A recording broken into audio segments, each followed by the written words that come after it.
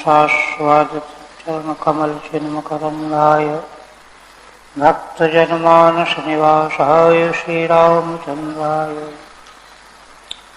वागीशायस्य वदने लक्ष्मीर्यस्य च वक्षसि यस्यास्ते हृदये संवित् तं सिंहमहं भजे। विश्वसर्गविसर्गादि नवलक्षणलक्षितं श्रीकृष्णाख्यं परं धाम जगद्धाम नमामि तत्।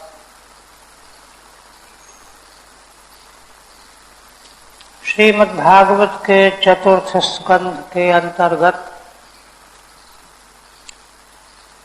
29वें अध्याय में पुरंजनोपाख्यान का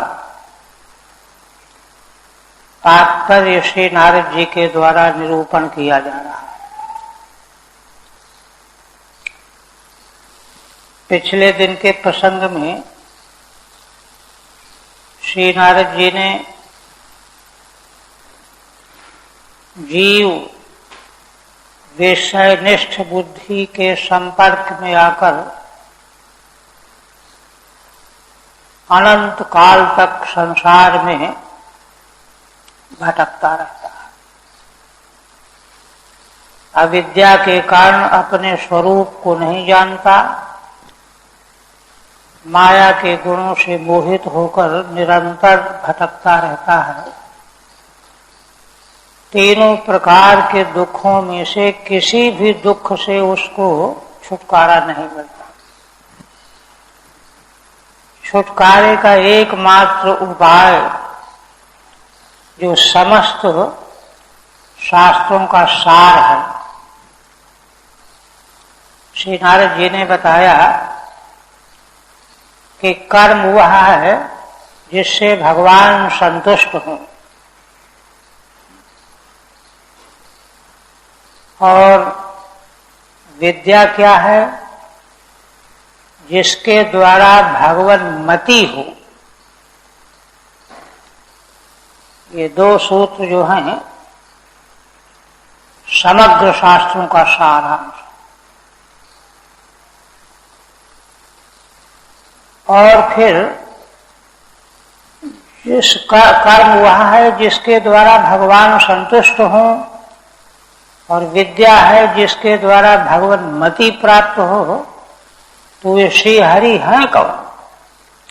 तो उसको फिर बताया कि वे तो समग्र प्राणियों की आत्मा है, श्रेष्ठतम है, परम प्रियतम है। तो उनके भजन में अणु मात्र का भी भय नहीं है। यतो न भयमन्यपि। तो इस तरह से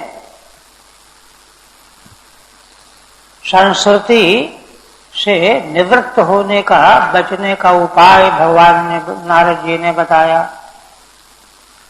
और यहाँ तक कहा कि सवै प्रियतमश्चात्मा यतो न भयमन्यपि। इस रूप में जो पहचान जाता है, ऐसा जो जान जाता है, वही विद्वान है। और जो ऐसा विद्वान है वही गुरु है, वही भगवान का स्वरूप है। यहां तक हुआ था। अब पुनः नारद जी कहने लगे, नारदवाद प्रश्न एवं भी संचिन्नो भवतः पुरुषार्षभ अत्र में बदतो गुह्यम निशामय सुनिश्चितम। श्री नारद जी कहने लगे कि हे पुरुषों में श्रेष्ठ राजन, तुम्हारे प्रश्न का मैंने इस प्रकार से समाधान कर दिया, संशय का संच्छेदन करके समाधान कर दिया। मैंने समग्र शास्त्रों का सार, अध्यात्म शास्त्रों का सार बता दिया, सुना दिया, किंतु फिर भी उसका जो परिणाम होना चाहिए परिणाम नहीं दिखाई दिया। तो यहीं पर श्री नारद जी एक बात और कहने लगे। अत्र में बदतो गुह्यम निशामय सुनिश्चितम। हे राजन, एक मैं बड़ी गोपनीय बात बताने जा रहा हूं, बहुत सुनिश्चित है, उसको तुम सुन लो।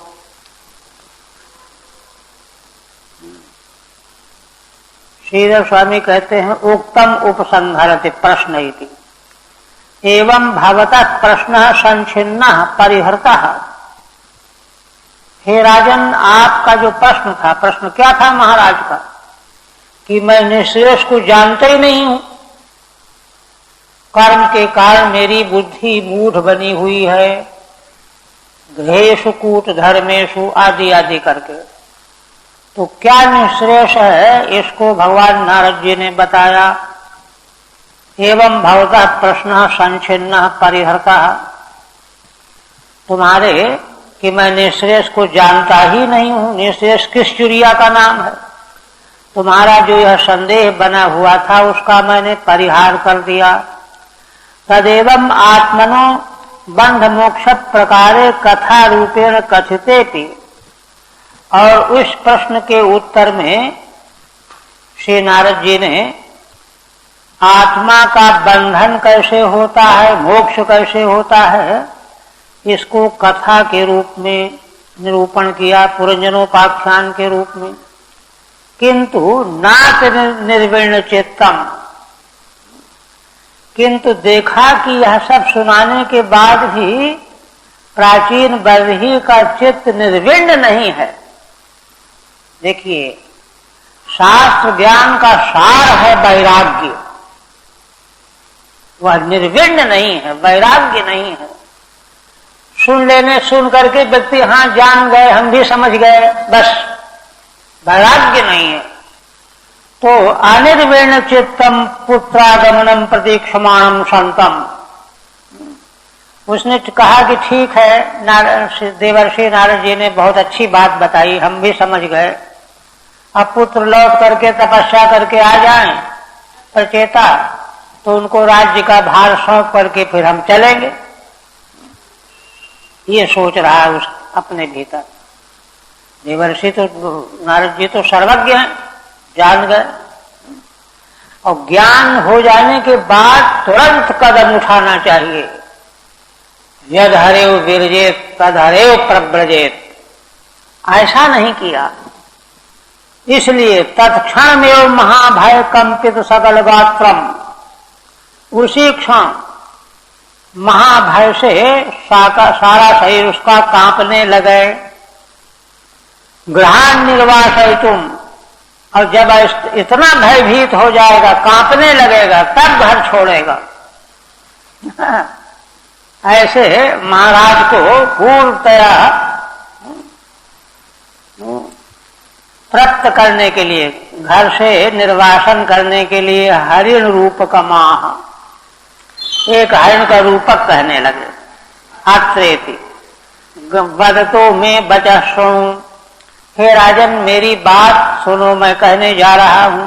क्या कहते हैं? क्षुद्रम चरम सुमनसाम स्वर्णे मिथित्वा रक्तम सदंघ्रिगणसाम सुलुब्ध कर्णम अग्रिब्रकानशुत्रपो विगणय्यजान्तम पृष्ठे मृगम मृगयक्लुब्धक बाण भिन्नम।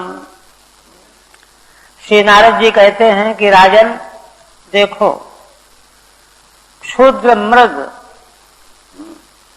जो फूलों की बगीचे में घूम रहा है, सुमनसाम शरणे मिथित्वा, मिथित्वा माने पत्नी बच्चों के साथ घूम रहा है,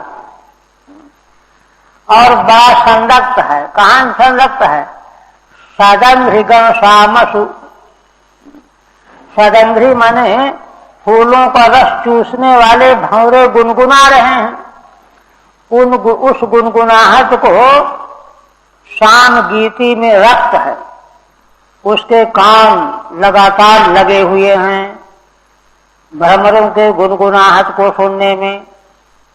एक ये अग्रे ब्रकान सूत्रपो विगणय्ययांतम, आगे क्या है? भेड़ियों का झुंड खड़ा हुआ है।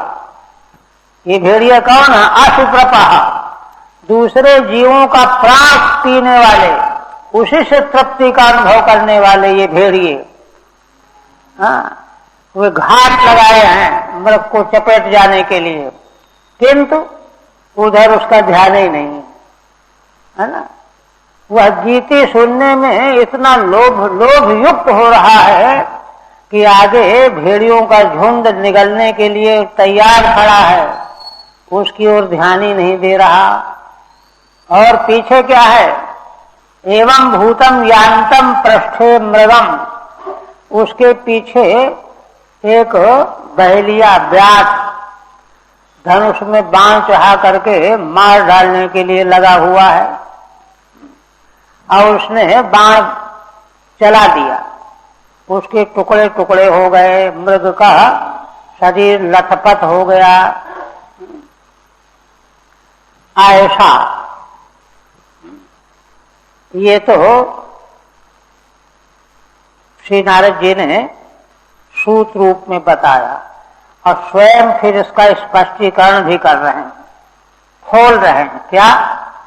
सुमनः समधर्मणाम स्त्रीणाम शरणे आश्रमे, है ना। समान धर्म वाले संसार के परिवार में, बगीचे में, स्त्रीणाम शरणे, स्त्रियां जहां पर घर गृहस्थियों के साथ में रहती हैं, उस आश्रम में पुष्प मधु गंधवत क्षुद्रतमम, पुष्प का मधुर गंध उसी के समान क्षुद्र जो विषय सुख, क्षुद्रतमम काम कर्म विपाकजम काम सुख लवम, जिन कामनाओं के द्वारा कर्म किए गए हैं उनका फल परिपक्व हुआ है, वही सुख मिल रहा है। काम का सुख लव किनकी टुकड़ा, वह किस प्रकार का, जैम्योपस्थ्याद विचिन्वंतम, जिह्वा का सुख, स्वादिष्ट भोजन का सुख, उपस्थ इंद्रिय का सुख, आदि पद से और भी इंद्रियों के सुख, घ्राण का, नेत्र का, पांचों ज्ञान इंद्रियों का सुख, उसी को ढूंढ रहा है, खोज रहा है। गृहस्थी मनुष्य की यही तो बात है। मिथुनी भूय और स्त्री के साथ में साथ साथ दोनों संसार के व्यवहार में लगे हुए हैं। तदभिनिवेशित मनुष्यम, और दोनों पति पत्नी विषय सुख के इकट्ठा करने में भी अभिनिवेशित मन वाले हैं, है ना। वह क्या है जो पीछे के श्लोक में जिसको मृग कहा गया है, षडंगृगण श्याम गीतवत, तो पीछे के श्लोक में तो कहा गया है कि मृग जो है सामने गीत सुनने में लगा है, भ्रमरों के गुंजार को। वो यहाँ क्या है, उसको कहते हैं षडंगी गण का जो शान गीत है, वह क्या है, अति मनोहर बनताज जना लाते हो। घर में जो पत्नी है, पुत्र हैं, पौत्र हैं, इनकी जो बातचीत, इनके कथन प्रकथन बड़े ही मनोहर प्रतीत होते हैं। उन्हीं के आलाप में वह तन्मय रहता है, विलीन रहता है, संरक्त रहता है। अति तरामति प्रलोभित कर्णमग्रे, और उन्हीं की बातों को सुनने में अत्यंत प्रलोभित कान वाला है, ये हालत उसकी है।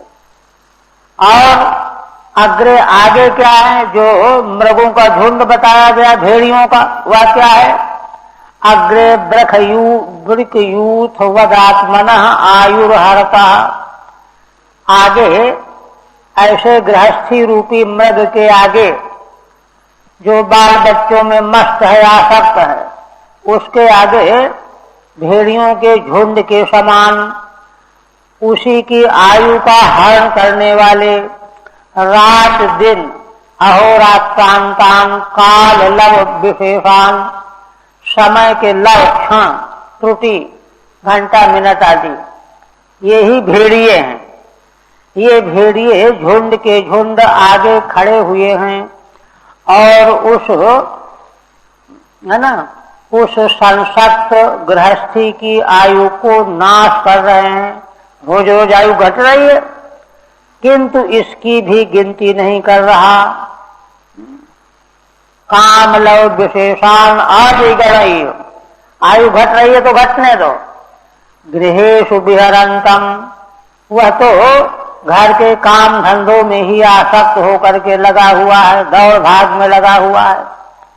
और एक खतरा पृष्ठतः एवं परोक्षम अनुप्रवृत्तो लुब्धकः, पीछे से छिप करके लगा हुआ लुब्धक माने मृत्यु। और लुब्धक कृतांतो अंतःकरेण, भीतरी बाण के द्वारा यमि पराविध्यति, जिसका वह वेधन कर देता है। अंतःकरण का मतलब मृत्यु का आक्रमण किसी को दिखाई नहीं पड़ता, भीतरी ही उसका आक्रमण होता है। यमि पराविध्यति, उस जिस सदगृहस्थी को वेध देता है। ताम इमम आत्मानम अहो राजन भिन्न हृदय द्रष्टुमर्हसीति, यह कह करके श्री नारद जी कहते हैं कि वह मृग हे राजन तुम हो, सदगृहस्थी में पड़े हुए है ना बेखबर, तीन तीन खतरों से अनविज्ञ बने हुए वह मृग तुम ही हो। हे राजन, तुम अपने को लुब्धक मृत्यु के द्वारा बाण का प्रहार करके जिसका हृदय टुकड़े कर दिया गया है, ऐसा अपने को जानो, ये कह रहे हैं।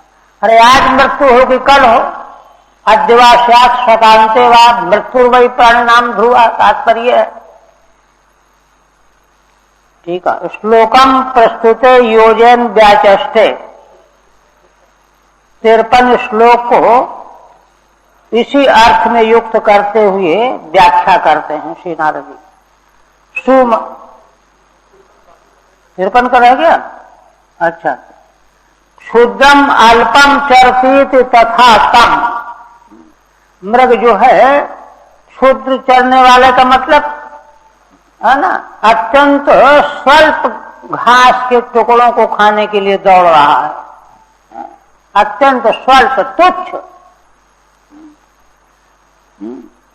क्षुद्रम चरम, क्षुद्र में समास होने पर भी लुक नहीं हुआ, आलुक है ना, आर्ष आलुक हो गया, नहीं विभक्ति का लुक होना चाहिए।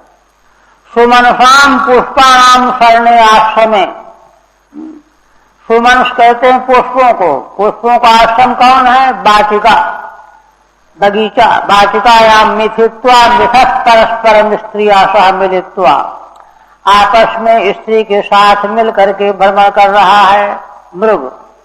तथैव रक्त मानुष रक्तम आसक्तम, और अपने उसी जीवन में आसक्त हो रहा है। षडंग्रयो भ्रमराः, षडंग्री भ्रमर है ना, तेषाम गणाः, उनका झुंड का झुंड। तेषाम सामसु गीतेषु, उनके द्वारा जो गुनगुनाहट होती है वही गीत है, शाम गीत। उसी को सुनने में लुब्ध है मृग। लुब्ध कर्णो यशतम, काम पूरी तरह से लगाए हुए है। भ्रमर क्या गीत गा रहे हैं। और परेशान अशुभिर हृतई ही, तीसरा खतरा क्या बता रहे हैं? दूसरे के प्राणों का हरण करके जो अपना जीवन चलाते हैं भेड़िए। सुयान असूस तर्पयंती, दूसरे के प्राण ले लेते हैं और अपने प्राणों को तर्पित करते हैं, तृप्त करते हैं।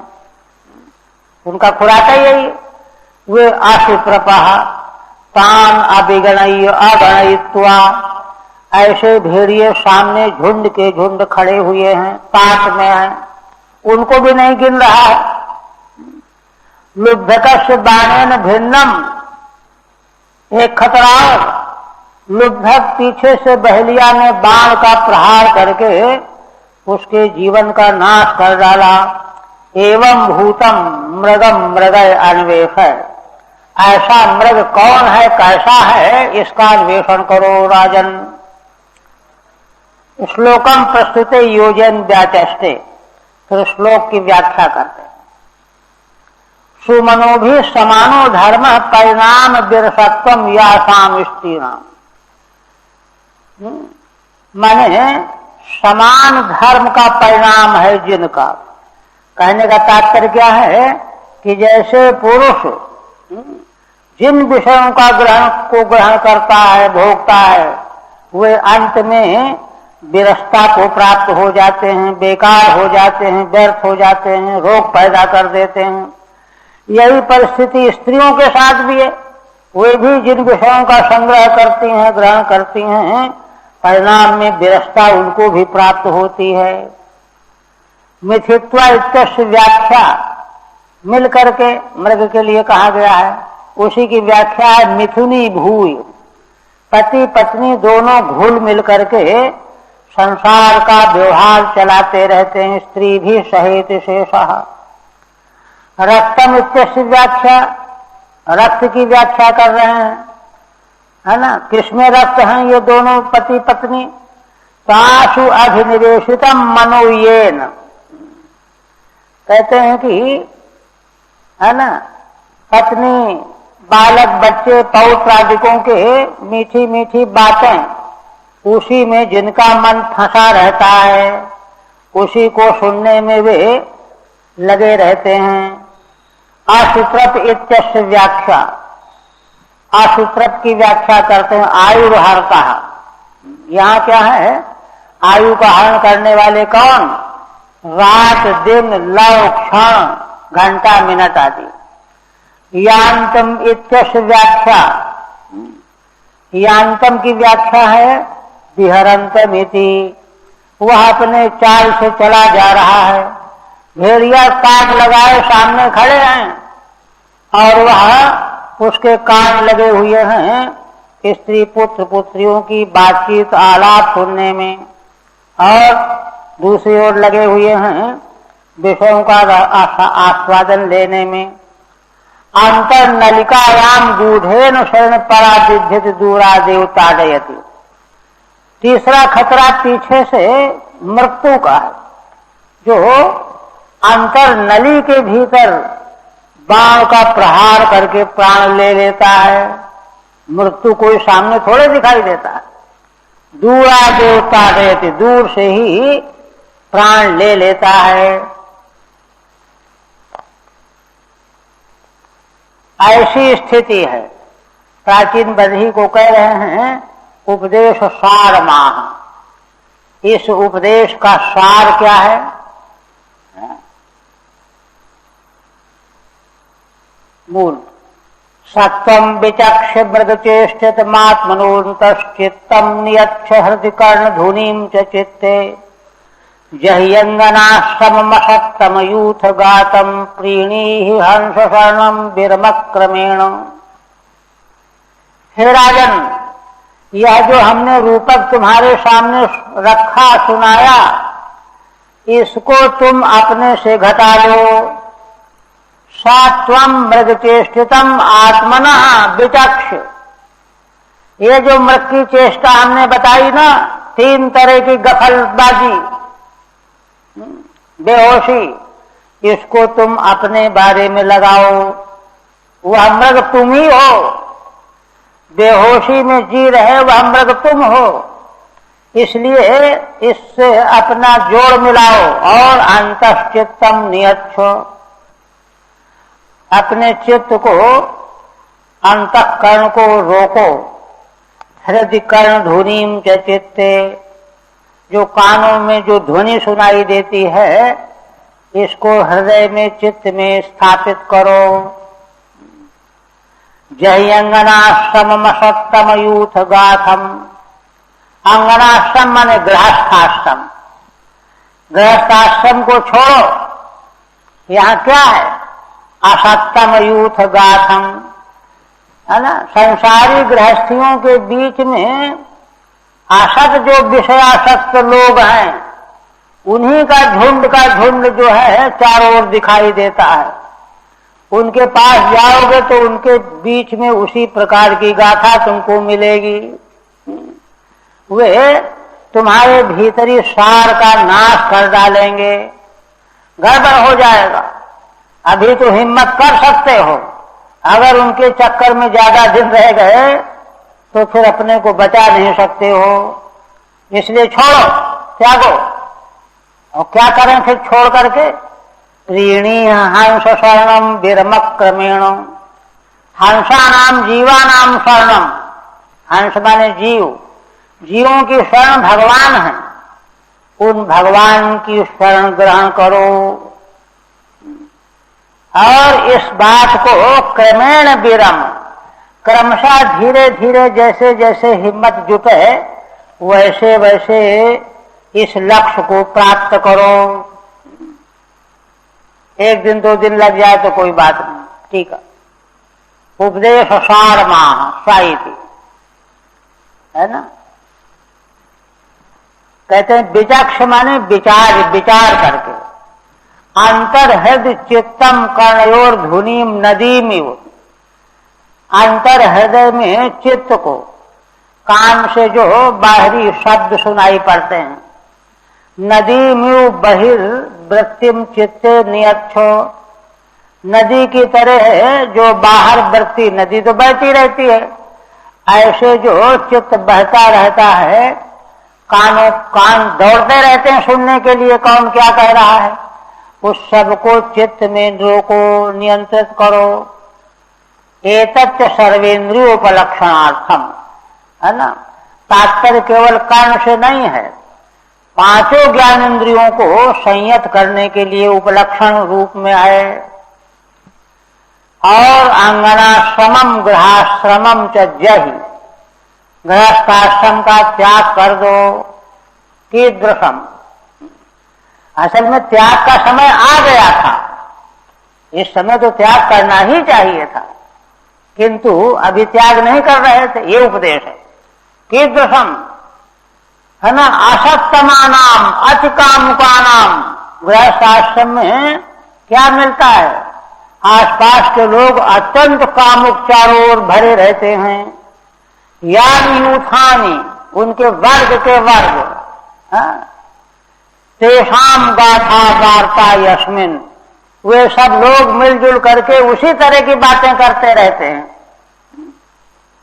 ऐसे उस आश्रम का त्याग कर दो। और त्याग करके कहाँ जाना है? हंसानाम जीवानाम शरणम ईश्वरम, हंस जो जीव हैं उनकी शरण भगवान है, भगवान की शरण ग्रहण करो। एवं क्रमेण सर्वतो विरम, इस प्रकार से हे राजन क्रमशः सब ओर से विराम कर लो, संसार को बिल्कुल बंद कर दो दरवाजा। यह सुना महाराज ने, आप कहने लगे, बड़े प्रसन्न हो गए, गदगद हो गए। श्रुतम अन्वीक्षितम ब्रह्मन भगवान यद भाषत, हे ब्रह्मन आपने जो वर्णन किया वह मैंने सुना। नैतज्जानन्त्युपाध्याया किम न ब्रूयुर्विदुर्यदि, और आज महाराज मुझे पता चला कि यह अध्यात्म ज्ञान हमारे उपाध्यायों को पता नहीं था। अगर उनको यह ज्ञान पता होता, जानते होते तो मुझको क्यों न बताया होता, बताए नहीं किसी। आध्यात्मिक पुरुष तो दुर्लभ होते हैं ना संसार में, सब संसार की ओर बहते रहते हैं, वो अपनी ही बात बताते रहते हैं। इसलिए आज मुझे पता चला कि मेरे उपाध्याय जिन्होंने मुझको शिक्षा दी वे इस विषय को नहीं जानते थे। अर्थांतरम प्रष्टुम पूर्वोक्तम अर्थमनुवदति, एक दूसरा अर्थ पूछने के लिए पूर्व जो अर्थ कहा गया उसका अनुवाद करते हैं। श्रुतम अन्वीक्षितम विचारितम च, आपने जो अध्यात्म शास्त्र का रहस्य बताया उसको मैंने सुना और विचार भी किया। ब्रह्मन हे नारद, एतत् त्वदुक्तमात्म तत्व उपाध्याया ये मम कर्मोपदेष्टारः। यह जो आपके द्वारा अध्यात्म तत्व का उपदेश किया गया है, जो उपाध्याय मेरे लिए कर्म का उपदेश करने वाले आचार्य थे, ते न जानन्ति, वे नहीं जानते थे, इसलिए उन्होंने मुझे कभी बताया ही नहीं। संशयोऽत्र तु मे विप्रो संच्छिन्नस्तत्कृतो महान्, ऋषयोऽपि हि मुह्यन्ति यत्र नेन्द्रियवृत्तयः। इस संबंध में मेरे मन में बड़ा संशय था, उसको, उस महान संशय को आपने काट दिया। तभी तो महाराज ने कहा था कि मैं तो कर्मकांडी हूं, कर्म में लगा रहता हूं, मैं क्या जानूं कि निश्रेष कहां किस मार्ग से मिलेगा। एक तरह से उन लोगों ने कहा कि अरे जो हम बता रहे यही निश्रेष है। मीमांसकों का ये तो कहना है, स्वर्ग एवं मोक्ष, पूर्व मीमांसक वही उपाध्याय थे इनके।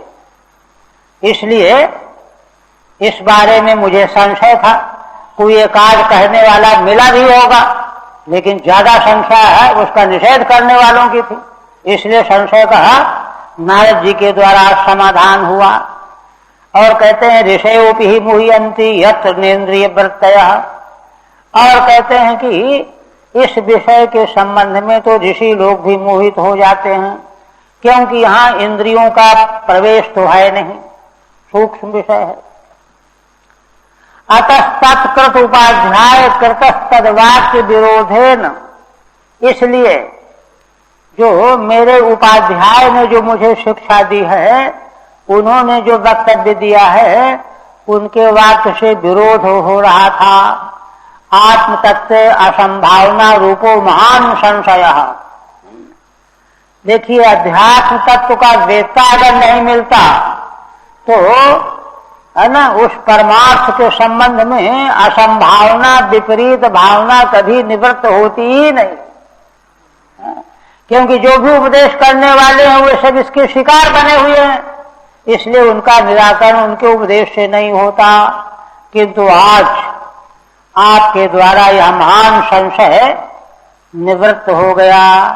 इसका मतलब प्राचीन बधी को आज पता चल रहा है कि परमार्थ तो यह है, कर्म करो, फल भोगो, लोक लोकांतर प्राप्त करो, ये तो कुछ भी नहीं।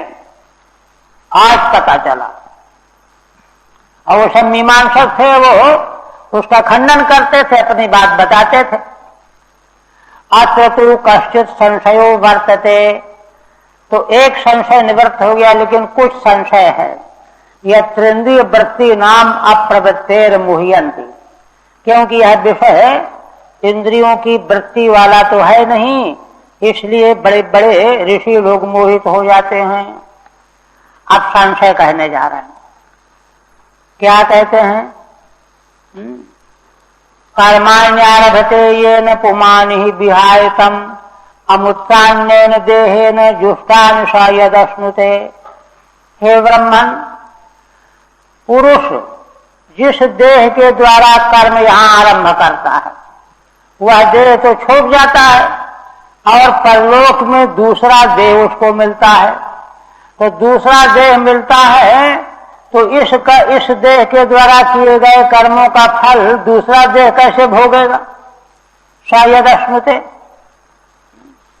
कहा यही जाता है कि जो यहाँ कर्म करोगे है ना, परलोक में उसका फल तुमको भोगना पड़ेगा।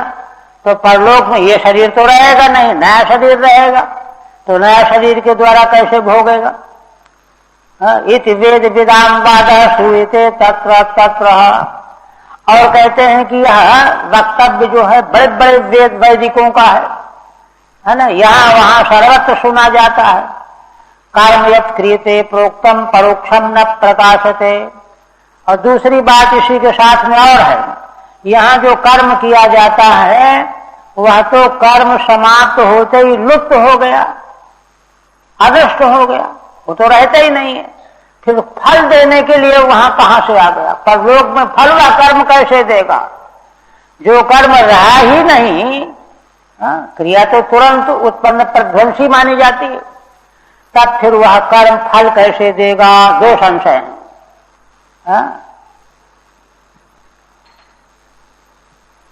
ठीक है। संशय महाव्याध्यान, 2 श्लोकों से 2 तरह के संशय। एक, कर्माण येन देहेन करोति तमत्रयु विहाय, जिस देह के साथ में प्राणी कर्म करता है वह देह यहीं छोड़ देता है। अमूत्र लोकांतरे कर्मोपस्थापितेन अन्येन, लोकांतर में जाकर के कर्म से उपस्थित जो दूसरा देह मिलेगा। अन्येन देहेन जुष्टान उपभोक्तानि, दूसरे देह के द्वारा वे कर्म फल भोगे जाते हैं। जीवो अश्नुते प्राप्नोति इति वादः श्रूयते। यह वेद शास्त्र का सिद्धांत, वाद रूप सिद्धांत सुना जाता है। जैसे प्राप्त पुण्य कृतान लोका, गीता में भगवान कहते हैं पुण्य कर्मा प्राणियों के लोगों को प्राप्त करके वहां भोग भोगता है। शरीर जय कर्म दोषैर याद स्थावरताम नरहिति, शरीर से किए जाने वाले जो दूषित कर्म है, पाप कर्म है, उनके द्वारा मनुष्य स्थावर योनि को प्राप्त करता है। ये सब बात है। त्वया चोक्तम, और आपने भी कहा है पीछे, शाश्वती अनुभूयातिम, है ना, शाश्वत दुख को प्राप्त करता है पाप कर्मा मनुष्य। यह बात है। एतच्च कर्त भोक्त देह भेदेन, किंतु यह जो सिद्धांत है, बात है ना, यहाँ एक कठिनाई आ रही। कर्ता और भोक्ता दोनों अलग अलग हो गए। कर्ता जो था उसका देह अलग, भोगने वाला देह अलग। तो ऐसी स्थिति में कृतनाश अकृताभ्यागम प्रसंगार न संगच्छते, क्योंकि जो देह मिला है भोगने के लिए उसने तो कर्म किया नहीं, और जिसने कर्म किया था वो तो नष्ट हो गया, वो तो भोग नहीं रहा। हाँ, तो जिसने किया नहीं उसका अकृत का आगम हो गया, और जिसने कर्म किया था उसका कृत का विप्रनाश हो गया। ये दोष आ जाएगा। सिद्धांत ये प्रसिद्ध है।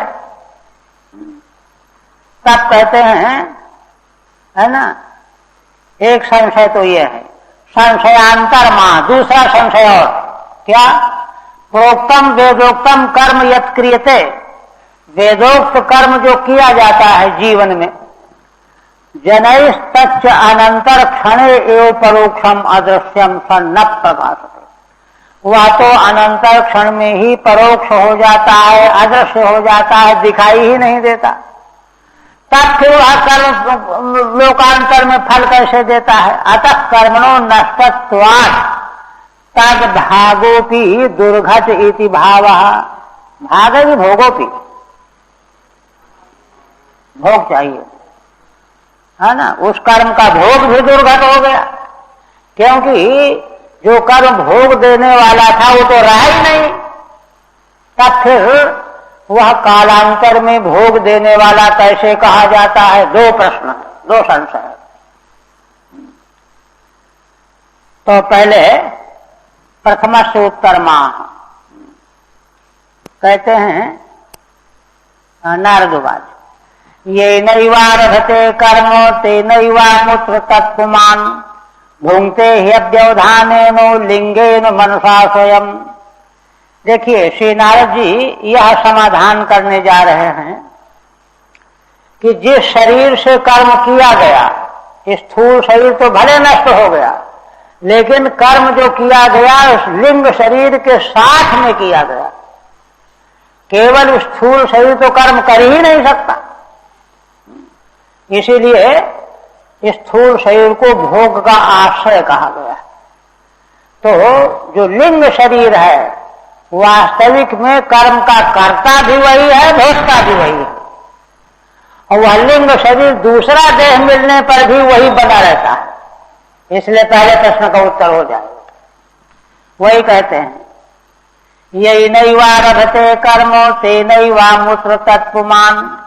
हे राजन, जिस देह के द्वारा कर्म आरंभ किया जाता है उसी देह के द्वारा मनुष्य भोग भोगता है। भुंगते ह्यव्यवधानेनो लिंगेन मनसा स्वयं। मन रूप लिंग के द्वारा, उसी के द्वारा कर्म किया गया था, अब उसी के द्वारा उसका भोग भोगा जाएगा। ये है सिद्धांत। प्रथमोत्तरमा ये नहीं वेती अव्यवधानेन कर्तृभोग देह विच्छेदम बिना, कर्ता भोक्ता जो देह है दोनों जगहों पर, कर्म करने वाला और भोगने वाला, उनके देह का विच्छेद नहीं है। सूक्ष्म देह है, सूक्ष्म देह ही कर्म का करता है और सूक्ष्म देह ही कर्म का भोगता है। इनका विच्छेद कभी होता ही नहीं है, तो मोक्ष में ही होगा। स्थूल देह नाशे भी मन प्रधान से लिंग देह से अनाशात, स्थूल देह का नाश हो जाने पर भी मन की प्रधानता वाला लिंग देह का नाश नहीं होने से मोक्त दोष प्रसंग, इसलिए ऊपर पहले नंबर वाला दोष की प्रसक्ति नहीं है। अकृताभ्यागम कृत विप्रनाश दोष नहीं है। क्यों? क्योंकि लिंग शरीर ही मन ही कर्म का करता है, वही कर्म का भोगता है। वह तो जन्म जन्मांतर तक साथ ही रहता है। इसके बाद फिर कहते हैं लिंग विशिष्ट देह भोगता है, इसको पहले साफ साफ समझना पड़ेगा, नहीं तो व्यक्ति कहेगा कि ये तो मन समझाने की बात है। तो कहते हैं आगे, कहते हैं देखो शयानम, दृष्टांत दे करके समझाते हैं। शयानम इमुत्सृज्यो स्वसंतम पुरुषो यथा, कोई व्यक्ति सो रहा है, सांस ले रहा है, और जिस देह में सो रहा है उसको छोड़ करके स्वप्न दृष्टा एक नया देह बना लेता है, और कर्मात्मन्याहितम भुंक्ते तादृशेन इतरेण वा, जैसा देह सो रहा है उसी प्रकार का या उससे भिन्न प्रकार का स्वप्न देह पैदा करता है, और उसी स्वप्न देह से भोग भोगता है। स्वप्न भी असल में उस जीव के द्वारा किए गए कर्मों का ही फल रूप है, वहां भी सुख दुख मिलता है। तो वह दृष्टांत पक्का लग गया कि जैसे मन वहां मौजूद है स्वप्नावस्था में भी, और मन जो है कर्म करने के समय में भी था, तो वही जो है स्वप्नावस्था के सुख दुख को भोगने वाला है। अच्छा, अब कहा कि उसी वह जो मन भोग रहा है स्वप्नावस्था का सुख दुख फल, तो क्या उसी मन ने पहले कर्म किए हैं जिनका फल भोग रहा है? तो कहते हैं हाँ। कैसे? ममैते मनसा यद्यद् सदा असावहमिति ब्रुवन् गृहणीयात् तत्त्वमानुराद्धं कर्म येन पुनर्भवः। कहते हैं देखो, स्वप्नावस्था में कहीं बाहर गया, वहां किसी से मित्रता कर ली तो उसको अपना लगने लगा, किसी झगड़ा हो गया उसे विरोध लिखने लगा। तो ये सब जो कुछ वहां अपनापन और विरोधीपन ये जो भासमान हो रहा है, ये पहले के कर्मों का परिणाम है। इसलिए उसी मन के द्वारा उन जीवों के साथ में पहले जैसे जैसे कर्म किए गए होते हैं, वे ही कर्म स्वप्नावस्था में उसी प्रकार का फल प्रस्तुत करते हैं। यह सिद्धांत ये न पुनर्भवः। ठीक है, आप कहते हैं लिंग देह विशिष्ट भोक्तृत्व स्वप्न दृष्टान्तेषु स्पष्टयति। लिंग देह विशिष्ट का भोक्तृत्व स्वप्न देह के दृष्टांत से स्पष्ट करते हैं। शयानम इमं जागृत देहम स्वसंतम, ये जागृत देह तो सो रहा है, सांस ले रहा है, जी रहा है, जीवंतम उत्सृज, इसको छोड़ करके तद अभिमानम त्यक्त्वा, इस देह का अभिमान छोड़ करके स्वप्न देह दूसरा बन जाता है। आत्मन मनस संस्कार रूपेण आहितम कर्म, उसके मन में जो संस्कार रूप से कर्म पहले बने हुए हैं, यथा भुंक्ते, उन्हीं के अनुरूप वह नई सृष्टि करके फल भोगने लगता है। तादृशेन शयान देह सदृशेन, सोए हुए देह के समान देह उत्पन्न कर लेता है। अथवा कर्मोपस्थापितेन देहेन अन्येन वा, अथवा दूसरे प्रकार के कर्मों के द्वारा उपस्थापित अन्य देह के द्वारा, पशुवादि देहेन वा, हाँ हो सकता है कि वहां पशुवादि देह उसको भासमान हो, तथा लोकांतरे पीति भावः, जैसे एक ही जन्म में वर्तमान जन्म में स्वप्नावस्था का दृष्टांत जैसा घटित हो रहा है, ठीक यही बात लोकांतर में भी वह मन ही जिन कर्मों का करता रहा, वही मन उन कर्मों के फल का भोक्ता बना करता है। ननु भवतु नाम लिंग विशिष्टस्य स्थानेन दृष्टान्तेन भोक्तृत्वम्। पूर्व पक्षी शंका करता है कि स्वप्न के दृष्टांत से ये तो हम मान लिया हमने कि लिंग विशिष्ट ही जो है करता है, भोक्ता है ना, भोक्तृत्व है। कर्तृत्वम तो दान प्रतिग्रहादिश स्थूल देह विशिष्ट से दृश्यते। देखिए अवान्तर तर्क है ये। हाँ, माने प्रश्न ये है कि स्वप्नावस्था में जो स्वप्न का भोग होता है सुख दुख रूप में, तो भोक्ता तो वही मन है, मान लिया हमने, लेकिन वो जो कर्म किए गए हैं जिनका फल भोग रहा है, वो कर्म तो देह से किए गए हैं, करता तो नहीं है, वो करता तो देह है। क्योंकि देखिए दान करता है, मैं ब्राह्मण हूं, ब्राह्मण को दान करता हूं, तो दान करने वाला देह अलग है कि नहीं? हाँ, ये एक प्रश्न है ना। दान प्रतिग्रहादिषु स्थूल देह विशिष्ट से उद्देश्यते। स्थूल देह विशिष्ट मन जो है दान का करता है ना, हाँ, वह देह वहां कहां है भोक्ता? ममैते पुत्रा देव असावहम ब्राह्मण। देखो ये मेरे पुत्र हैं, मैं ब्राह्मण हूं। इति ब्रुवन् मनसा यद्यद् देहम गृह्णीयात्।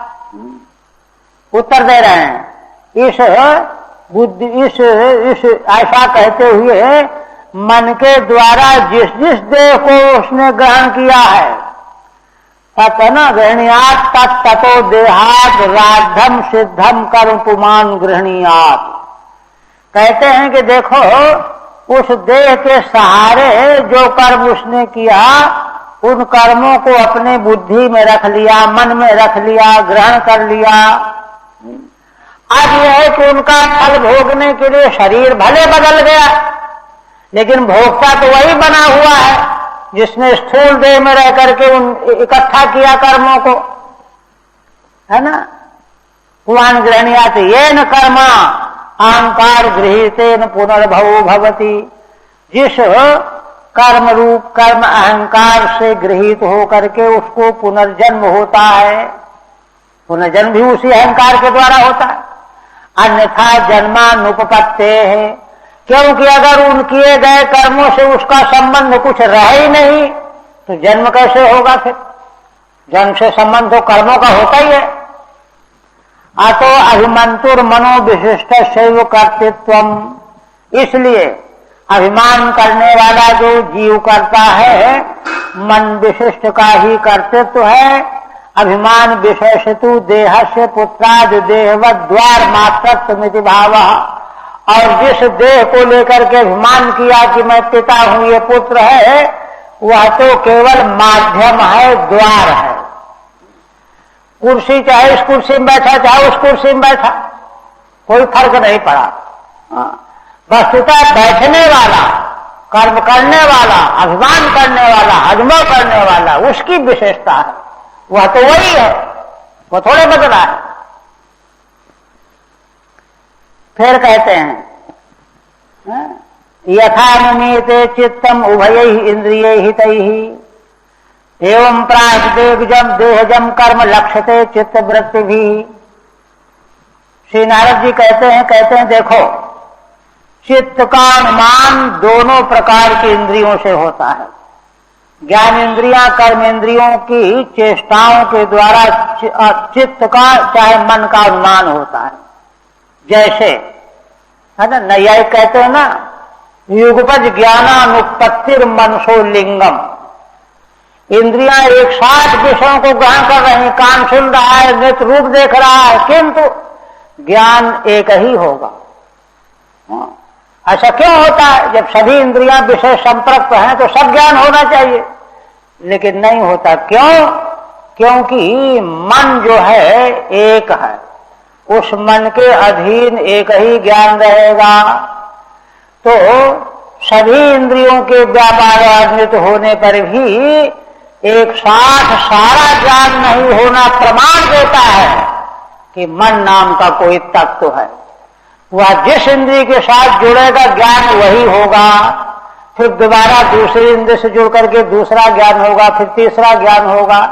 जैसे ज्ञान इंद्रिय कर्म इंद्रियों के व्यापार के द्वारा मन का अनुमान होता है, ऐसे ही चित्त के द्वारा पहले जन्म के किए गए कर्मों का भी अनुमान होता है, ये कह रहे हैं।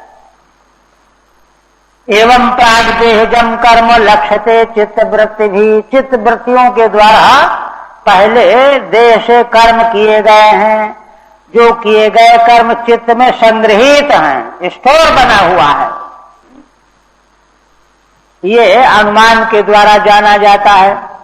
ठीक है, यदुक्तम कर्मो नष्टत्वान नामित्र भोग इति, ये जो पीछे प्रश्न किया गया था कि कर्म हो करके यही नष्ट हो जाता है, भोग कैसे देगा वह परलोक में, इस पर कहते हैं भाई देखो, भोग देता कैसे नहीं है? उभय ज्ञान कर्म रूप ही इंद्रियाणाम हित ही, दोनों प्रकार की इंद्रियों के चेष्टाओं के द्वारा कदाचित कर्म प्रवृत्ति भी चित्त मनुमीयते, है ना, कर्म की प्रवृत्ति के द्वारा चित्त का अनुमान होता है। चित्त मन यहाँ एक है। सत्यति सर्वेंद्रिय विषय संबंध है, इंद्रियों का सभी विषयों से संबंध भले हो गया हो, किंतु युगपद ज्ञानानुत्पत्ति है, इंद्रियों के सारे विषयों का ज्ञान एक साथ हो नहीं सकता। तदुत्तम अक्षपादेन, अक्षपाद गौतम ऋषि कहते हैं युगपद ज्ञानानुत्पत्तिर मनसो लिंगमिति, एक साथ सारी इंद्रियों का ज्ञान नहीं होता है, यही मन के होने का लिंग है, ज्ञापक है। ऐसे ही जरा तेज चलना है, नहीं तो पूरा नहीं होगा। एवं चित्त वृत्ति भीरति पूर्व देहजम कर्म लक्ष्यते, ऐसे ही चित्त वृत्तियों के द्वारा भी, जैसे इंद्रिय वृत्तियों के द्वारा मन का अनुमान, ऐसे चित्त वृत्तियों के द्वारा पूर्व देह के कर्म का भी अनुमान होता है। पूर्व देहजम कर्म लक्ष्यते तासामक युगपद अनुत्पत्ति है, क्योंकि वे भी एक साथ कर्म उत्पन्न नहीं हो सकते। मूल नानुभूतम क्वचानेनो देहेना दृष्टमश्रुतम कदाचित लभ्येते त्यद्रूपम व्याघ्रगात्मनि। श्री नारद जी कहते हैं कि राजन, इस देह के पूर्व में अगर कोई अनुभव नहीं हुआ रहेगा तो उसको न दिखाई पड़ेगा न सुनाई पड़ेगा। कभी भी संसार में प्राणियों को, जीवों को जो कुछ दिखाई देता है, जो अनुभूत होता है, सुनाई देता है, वह पहले कभी अनुभव में जरूर आया हुआ होना चाहिए, है ना। कदाचित उपलब्धेत यद रूपम व्याघ्रगात्मनि, जिस प्रकार का रूप, है ना, जिस प्रकार का शब्द अपने आत्मा में माने अंतःकरण में कभी उपलब्ध हुआ होगा, वही जो है जन्मांतर में हमको अनुभव को प्राप्त होगा। तेनाश्रता सम्राजम लिंगिनो देह संभवम श्रद्धस्वानुभूतोर्थो न मनस प्रस्तुमर्हति। इसलिए हे राजन, इसी अनुमान के द्वारा, है ना, लिंगिनो देह संभवम, लिंग वाले देह की उत्पत्ति का संभव समझना चाहिए। श्रद्धास्व, श्रद्धा करो, अननुभूतो अर्थो न मन प्रस्तुमर्हति। जब तक कोई अर्थ मन के अनुभव में पहले नहीं आया रहेगा, तब तक कभी मन में वह आ नहीं सकता। मन एव मनुष्यस्य पूर्वरूपाणि संसति भविष्यतश्च भद्रन्ते तथैव न भविष्यतः। एक बात और कह रहे हैं, अच्छा ठीक है ना, 65 की। तेन हेतुना अस्य लिंगिनो वासनाशेष जीवस्य तादृशम तदनुभवादि युक्तम पूर्वदेश संभवम श्रद्धात्। 64। ये तो भी कर्म लक्ष्यते इत्याह, इसलिए भी कर्म लक्षित होता है। फल देने, प्रश्न याद रखिए, माने जो कर्म किया गया वो तो अभी नष्ट हो गया, अब लोकांतर फल कैसे देगा, तो उसको सिद्ध कर रहे हैं, है ना। नानुभूतम द्वाभ्याम अनेन वर्तमानेन देहेन क्वच कुत्रचिदपि यह न अनुभूतम। इस वर्तमान देह से अगर कोई वस्तु पहले कभी अनुभूत नहीं हुई, अननुभूतम अनुपभोक्तम, उपभोग नहीं की गई, देखी नहीं गई, सुनी नहीं गई, यद रूपम यदात्मकम व्याकृत यद प्रकारम च तत्कदाचित स्वप्न मनोरथादि स्वात्मनि मनसि उपलब्धेत। वही वस्तु स्वप्न में चाहे मनोरथ में चिंतन करते करते अकस्मात वही उपलब्ध होगी जो कभी न कभी मन में वह दृष्टिगोचर हुई, दिखाई पड़ी, सुनाई पड़ी, अनुभव में आई, मतलब इसके बिना नहीं। तेन हेतुना अश्लिंगिनो वासनाशयस्य, इसी हेतु के को लेकर के, है ना। लिंगी माने वासना का जो आशय, जिसमें वासनाएं इकट्ठा रहती हैं, सुरक्षित रहती। आशय का अर्थ ही यही है। आशेरते वासना यत्र, आशय अंतःकरणम, इसी को जीव कोष कहा गया। आशेरते वासना यत्र, वासनाएं उसी में सोई पड़ी रहती हैं, टाइम आने पर निकल करके बाहर आ जाती हैं, है ना, नाटक दिखाने वालों की तरह से। जीवस तादृशम तदनुभवादि युक्तम पूर्व देश संभवम श्रद्धात्व, इसलिए उन्हीं के अनुसार उस प्रकार के अनुभव आदि से युक्त पूर्व देह का संभव जो है तुमको श्रद्धा करनी चाहिए, निश्चय पूर्वक से मानना चाहिए। क्यों?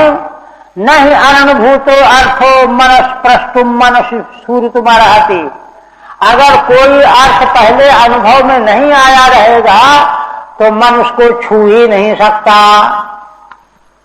और देखिए, मन एवं मनुष्य से पूर्व रूपाणी संसति, मन ही मनुष्य के पूर्व माने पहले जन्मांतर के रूपों को कथन कर देता है। देखिए, तात्पर्य है किसी व्यक्ति प्राणी के मन को देख करके ये पहले जन्म में क्या रहा होगा, कैसा रहा होगा, ये योगी लोग जान लेते हैं उसके द्वारा। भविष्य और आगे का भी, भविष्यतश्च भद्रन्ते तथैव न भविष्यतः, आगे वहां कहाँ जन्म पाएगा और इसका जन्म होगा कि नहीं होगा, यह सब जान लेता है। अदृष्टम अश्रुतम चात्र क्वचिन मनसि दृश्यते। आप कहते हैं कि देखो, कभी कभी मन में जो कहीं देखा नहीं गया, सुना नहीं गया, वह मन में दिखाई दे जाता है। यथा तथा मंतव्यम देश काल क्रिया स्वयं, तो कहते हैं कि देखो, उसको किसी देश किसी काल में वह दर्शन जरूर हुआ होगा, वह श्रवण जरूर हुआ होगा, ऐसी कल्पना कर लेनी चाहिए, पक्का कर लेना चाहिए। क्यों? ये तो पक्का है कि अगर कोई वस्तु न कभी देखी गई न सुनी गई, वह कभी अनुभव में आने वाली नहीं है।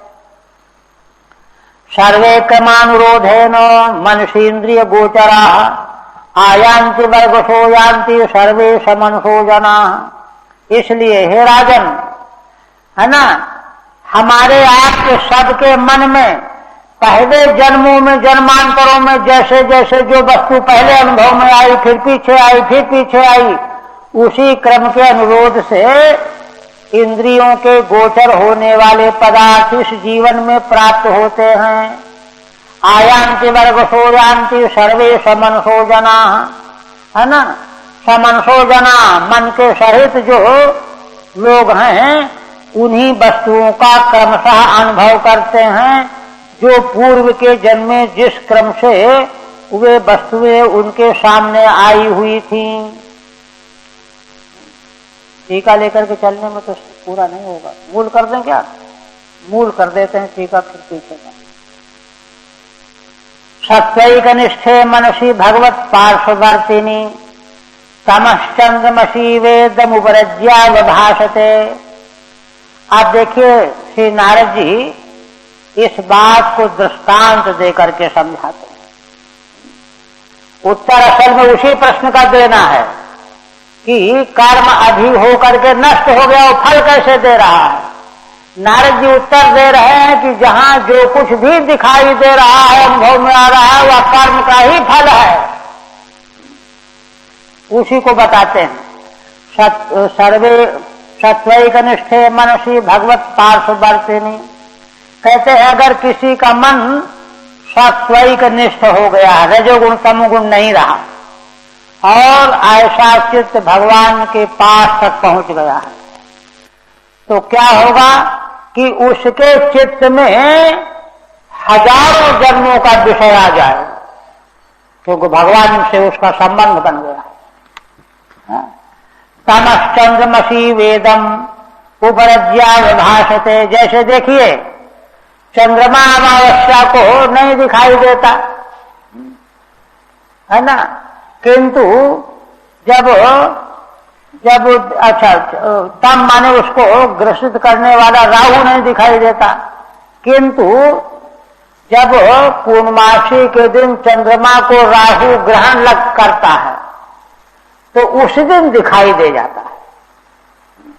चंद्रमा के प्रकाश में पूर्णमासी को जब राहु उसको ग्रहण करेगा, चंद्रमा को ग्रसेगा, ढकेगा, तो उस दिन दिखाई दे जाता है। क्यों दिखाई दे जाता है और कभी नहीं दिखाई देता? क्योंकि चंद्रमा के संबंध से दिखाई दे जाता है। इसी तरह से जो चित्त, जो मन भगवान से संबंधित है हमारा, किसी का उपासक का, साधक का, तो उस चित्त में सभी जीवों के पूर्व जन्म और भावी जन्मों का चित्र आ जाएगा। इसलिए योगी लोग भूत भविष्य के वक्ता होते हैं, दृष्टांत दे करके।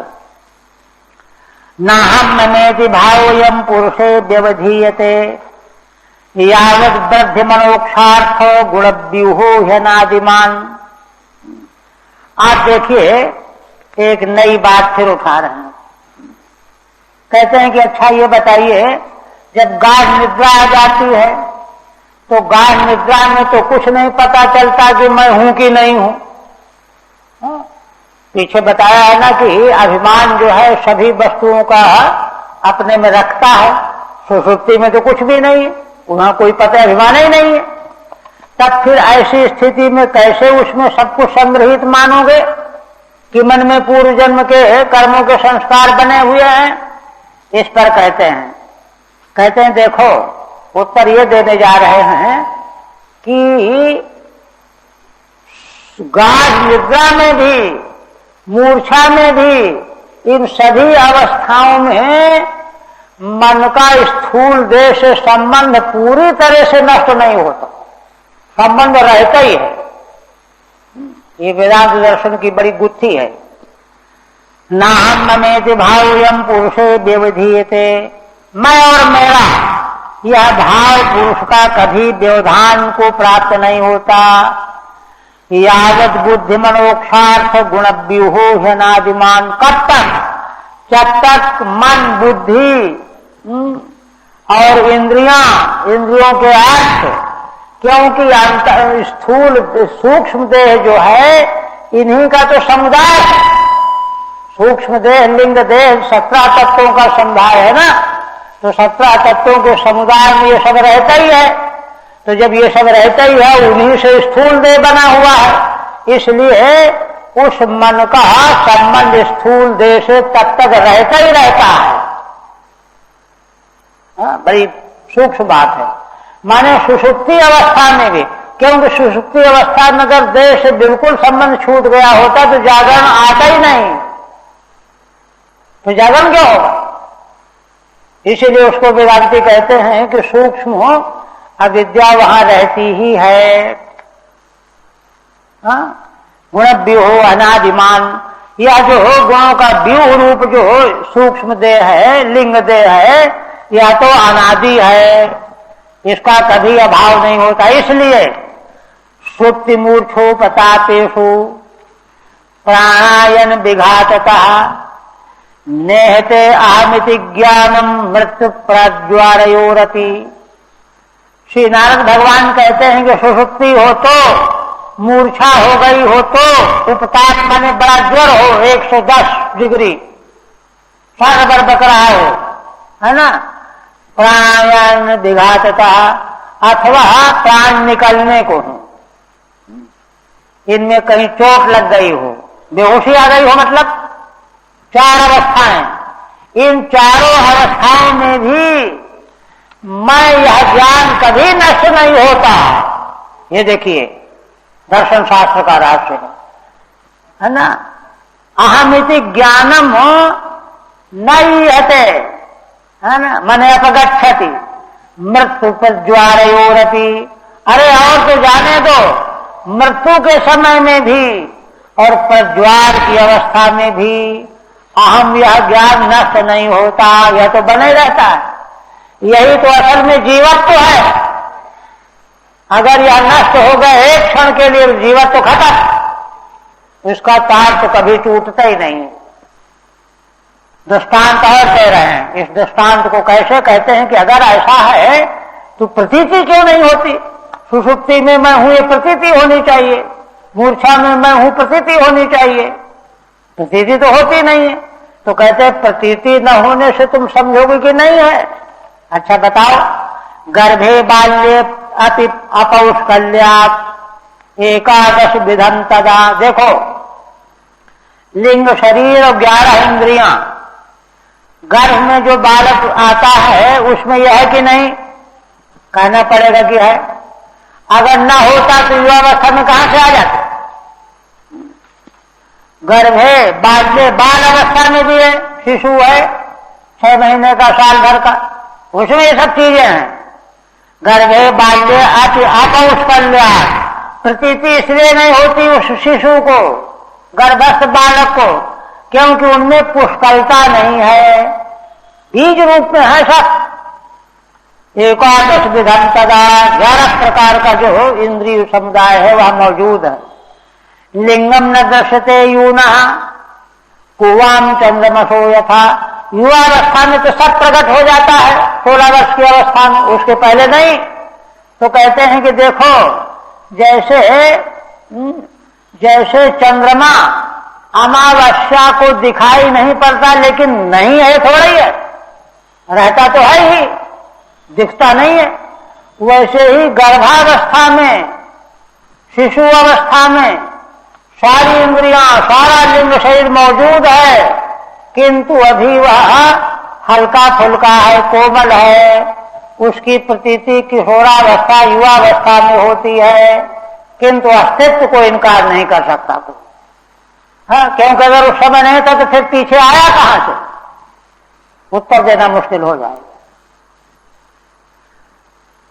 अच्छा, आप कहते हैं कि ठीक है, इसलिए अहंकारास्पद ही स्थूल देह और सूक्ष्म देह के साथ में संबंध कभी मिटता ही नहीं है। लिंग देह जो है स्थूल देह का अहंकार लिए ही रहता है। किंतु आप कहते हैं कि भाई देखो, परमार्थ में तो ये वस्तुएं हैं नहीं, इसलिए संस्कृति कहां क्यों होती है फिर, है ना? फिर इसलिए संस्कृति की निवृत्ति की क्या जरूरत है? परमार्थ में तो स्थूल देह भी नहीं, इंद्रियां भी नहीं। वेदांत तो यही कहता है। उस पर कहते हैं, क्या कहते हैं कि देखो, अर्थे है विद्यमाने पी संस्कृतिर्ना निवर्तते। बाहरी पदार्थ स्थूल देह आदि न रहने पर भी, किंतु जैसे लिंग देह की प्रतीति होती है, मैं तो प्रतीति मात्र से संस्कृति निवृत्त नहीं होगी, है ना। संस्कृति के लिए प्रतीति चाहिए, वस्तु सत्यता की अपेक्षा नहीं है। जैसे दृष्टांत दे रहे, ध्यायतो विषयानस्यो स्वप्ने अनर्थागमो यथा। जैसे व्यक्ति स्वप्नावस्था में जिन विषयों का ध्यान करता है उनको प्रकट कर लेता है और सुखी दुखी होने लगता है, अनर्थ को प्राप्त होता है। शेर ने आक्रमण कर दिया, खा जाएगा, मर जाऊंगा, डरता है, चिल्लाता है, और जब तक जगता नहीं है तब तक उसका अनर्थ जाता नहीं। शेर वहां है थोड़े, किंतु वो ध्यान से उसने पैदा कर लिया है नहीं, लेकिन दुख दे रहा है। ऐसे ही यह संस्कृति का दुख भी, संस्कृति की वस्तु सत्य न होने पर भी प्रतीति के कारण जो है दुख मिलता रहता है। इसलिए उपाय तो करना ही पड़ेगा।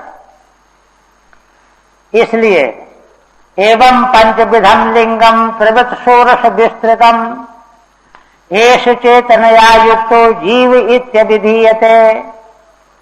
अंत में श्री नारद जी कहने लगे, 5 प्रकार का जो लिंग देह है, त्रिवृत 3 गुणों वाला, षोडश अवयव वाला, विस्तृत है।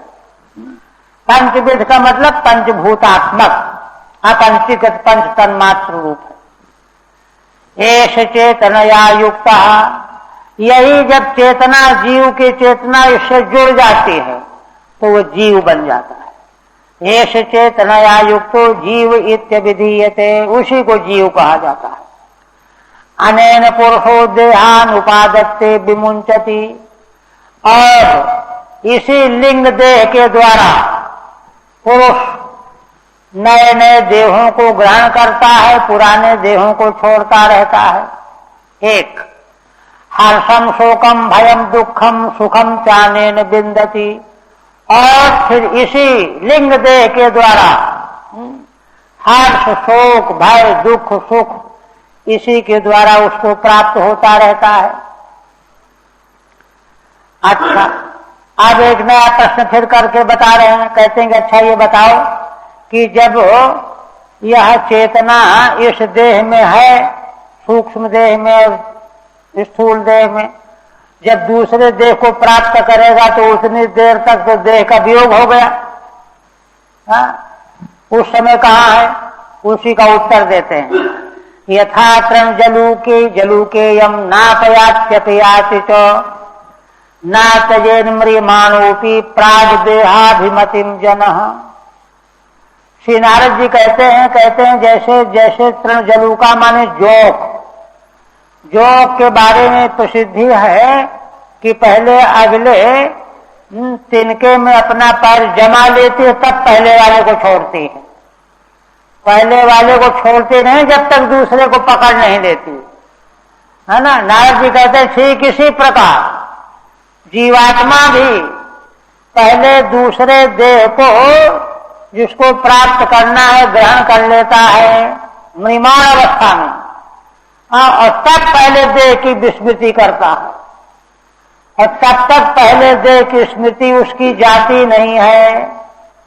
दूसरे को ग्रहण करके तब इसको छोड़ता है। इसलिए कभी देह से वियोग उसका होता ही नहीं है, अनवरत चलता है रागी। यावदन्यम न बिंदे तो व्यवधानेन कर्मणाम मन एव मनुष्येन्द्रो भूतानाम भवभावनम, है ना। जब तक वो अन्य देह नहीं ग्रहण कर लेता जीवात्मा, तब तक पहले वाले चाहे किसी योनि का देह हो, उसके साथ में उसका यह मेरा है, मैं हूं, ये बना रहता है।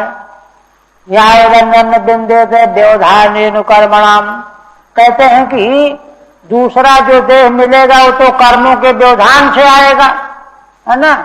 तब तक इस पहले देह के साथ जो कर्म का संबंध जुड़ा हुआ है उसके साथ में अभिमति उसकी बनी ही रहेगी।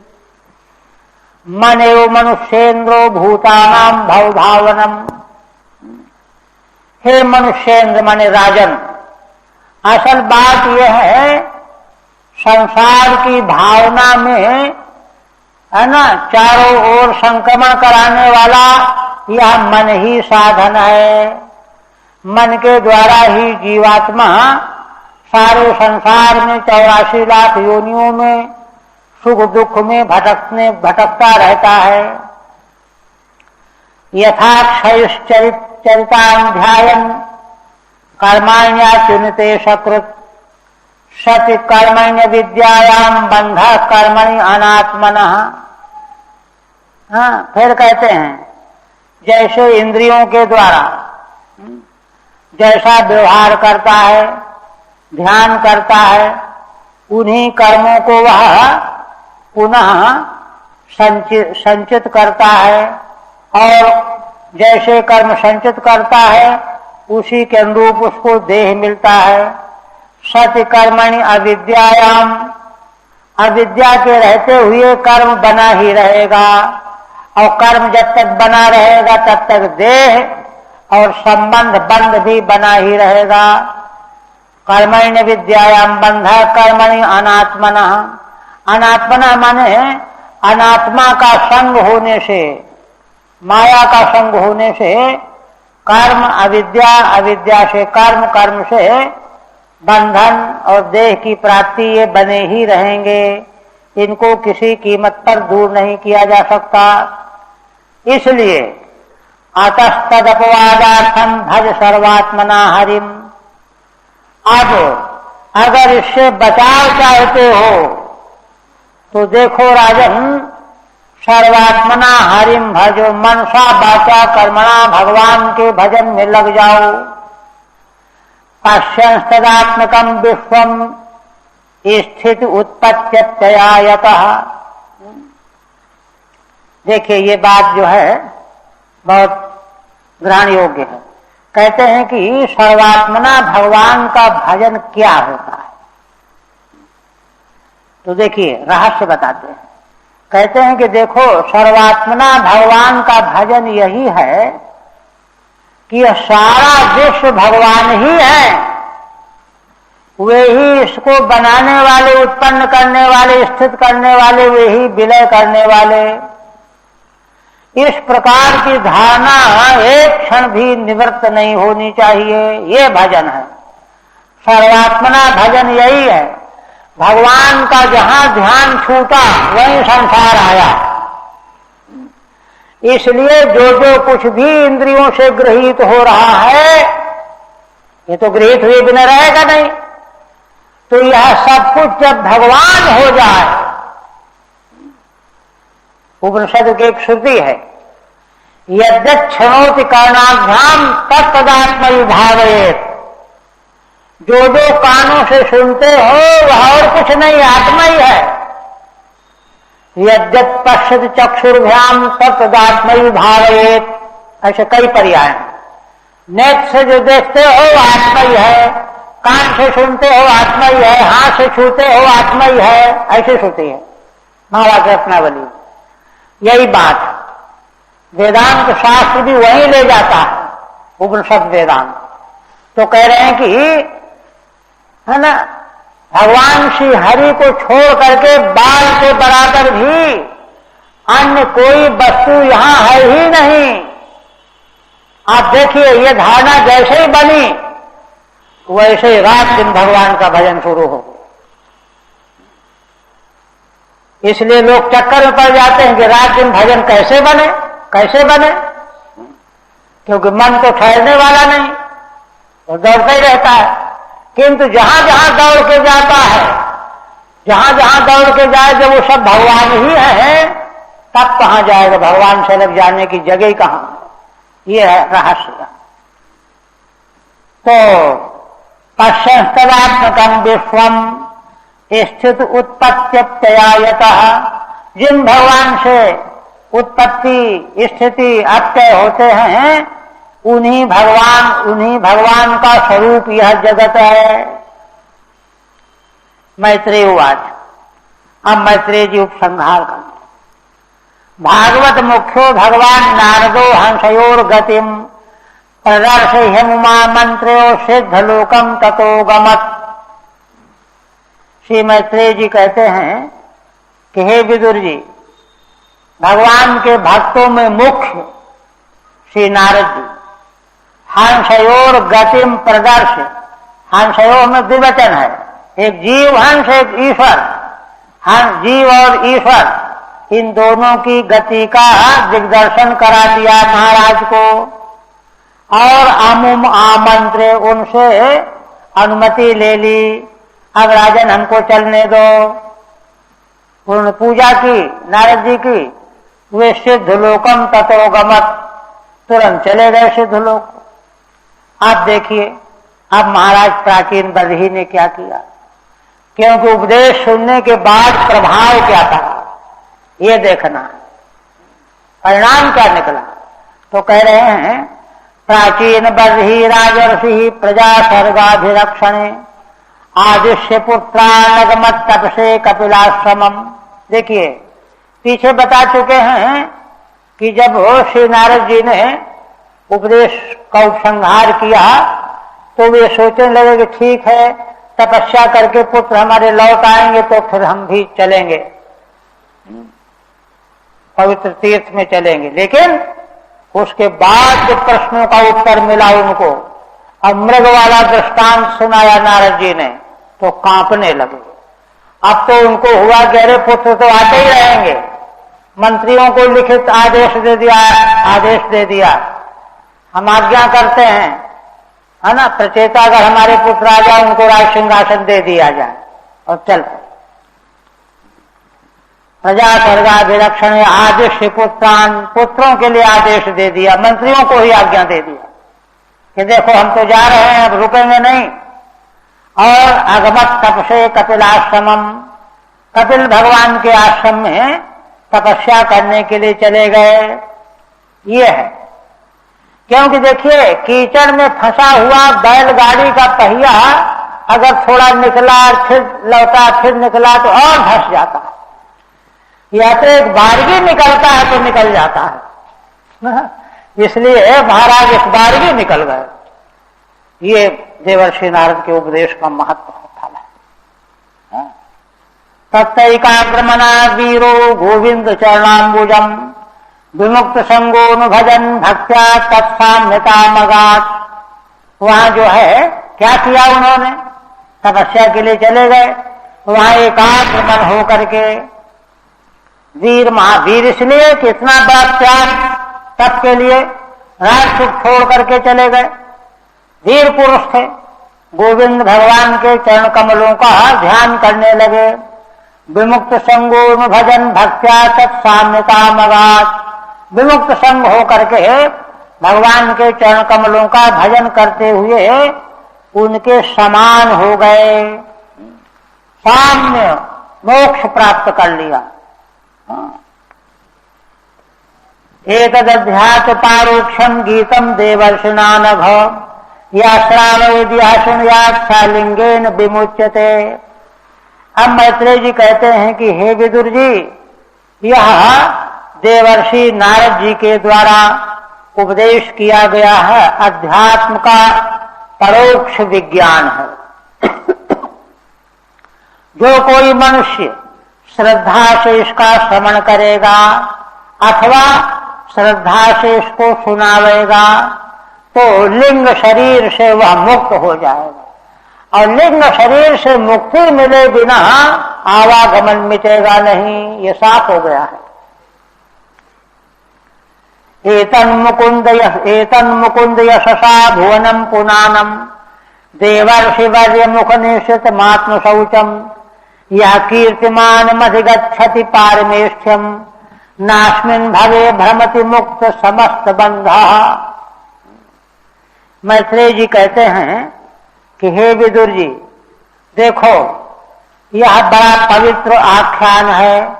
कैसा है? मुकुंद यशसा भुवनम पुनानम, भगवान मुकुंद के यश से मिला हुआ है, सारे भूलोक को भुवन को पवित्र करने वाला है। क्यों? देवर्षि वर्य मुख निश्चित मात्म शौचम, दो कारण है। एक तो भगवान का मंगलमय यश और दूसरा देवर्षि नारद जी के मुख से निकला है।